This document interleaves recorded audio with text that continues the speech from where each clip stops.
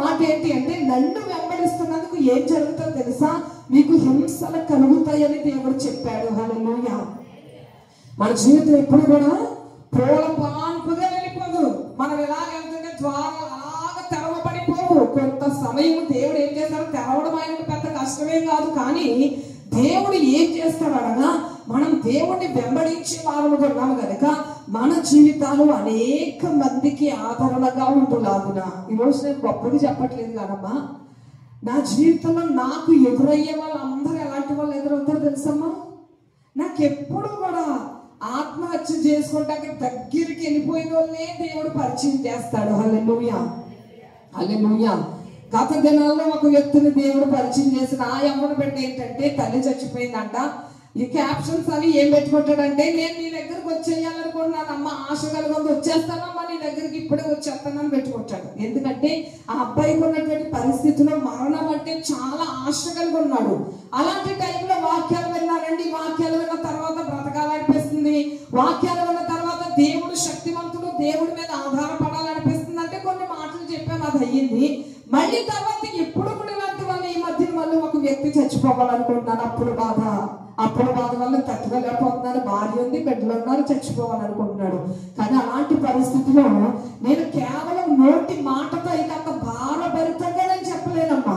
నేను ఏం చెప్తాను తెలుసా, నా బ్రతుకును సాక్ష్యంగా చెప్తాను. హల్లెలూయా. నా బ్రతుకును సాక్ష్యంగా చెప్తాను. నేను ఏమని చెప్తానంటే, బాబు భయపడతామా, ఎందుకంటే మన బ్రతుకు తొక్కబడిన స్థితిలోనికి వెళ్ళిపోయినా, ఎండిపోయినా, చీకిపోయినా మన బ్రతుకు మేము లేవనెత్తే దేవాది దేవుడు ఉన్నాడమ్మా. నా బ్రతుకు అయిపోయింది, మొత్తం అయిపోయింది. నా బ్రతుకు మరణం అయిపోతే బాగుండు కదా అని నేను ఆశపడ్డాను. పిల్లల మీద ఆశ లేదు, రేపన్న రోజు మీద నాకు ఆశ లేదు. ఏమైపోతుంది బ్రతుకు అర్థం కాలేనటువంటి అగమ్య గోచరమైన పరిస్థితిలో ఉండగా నా బ్రతుకు అయిపోయింది, మొత్తం ముగిసిపోయింది నా బ్రతుకు. కానీ ఈ రోజున నాకు బ్రతుకు మీద ఆశ కలిగింది అన్నాను. హల్లెలూయా. ఈ రోజున ఇంకా సేవ చేయాలన్నటువంటి తపన, లోపల ఒక రోషము, లోపల ఒక తపన, కోరిక, ఇవన్నీ కలుగుతున్నాయి. కానీ ఒక రోజు నాకు ఇవి లేవు బాబు, నాకు కూడా చచ్చిపోతే బాగుంది అనుకో. నేను ఆ రోజు చనిపోయి ఉంటే ఈ రోజు ఈ దీవెనకరమైనటువంటి మార్గంలోనికి నేను రాకపోతున్నాను. నాకు ఇచ్చినటువంటి వాగ్దానాలు ఇప్పుడు నెరవేర్చబడుతూ ఉండగా నా దేవుడు నాతో ఉన్నాడు అన్నటువంటి సంతోషం నాకు ఉందని చెప్తున్నాను. హల్లెలూయా. ఎందుకనగా ఎలాంటి కీడుకరమైన, వేదనకరమైన శ్రమకు సంబంధించినటువంటి ఒక అనుభవమే కనుక మన జీవితంలో నుండి రాలేకపోతే ఎదుటి వారిలో ఉన్నటువంటి బాధ మనం అర్థం చేసుకోలేము. ఈ రోజున దేవాది దేవుడు ఏం చేస్తాడంటే, మనం ఎదుటి వారికి వెలుగుగా మారాలంటే, ఇప్పుడు చూడండి, ఒక కొవ్వొత్తి చాలా చోట్ల మీరు వినుంటారు. ఒక కొవ్వొత్తి వెలుగునివ్వాలంటే కొవ్వొత్తి ఏమైపోవాలమ్మా, అది అరిగిపోవాలి, అది కరిగిపోవాలి. కరిగిపోతూ వెలుగునిస్తుంది. అందుకే దేవుడు అన్నాడు, నీవు లోకమునకు వెలుగు అన్నాడు.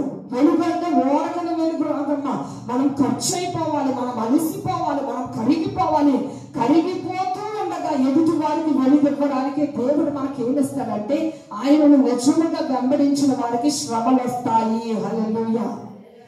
ఎందుకు వస్తాయో అర్థం కాదు, ఎందుకు శత్రువులు అవుతారో అర్థం కాదు, ఎందుకు మనల్ని ప్రేమించరో, ఎందుకు ద్వేషిస్తారో, ఎందుకు ద్వారాలు మూసివేయబడతాయో అర్థం కాదు. కానీ దేవుడు ఏమంటున్నాడంటే, నీ ప్రతి సమయంలో నేను నీకు తోడుగా ఉన్నానంటున్నాడు. హల్లెలూయా. నిజమేమ్మా. ఎందుకంటే దేవుని యొక్క తోడు లేని వాళ్ళకి శ్రమ కలిగితే ఆ శ్రమలలో వాళ్ళు నశించిపోతారు. కానీ దేవుని యొక్క తోడు ఉన్న వారి జీవితంలో శ్రమ కలిగినప్పుడు ఆ శ్రమలో వారు వేరు తన్ని ఫలిస్తారు. హల్లెలూయా.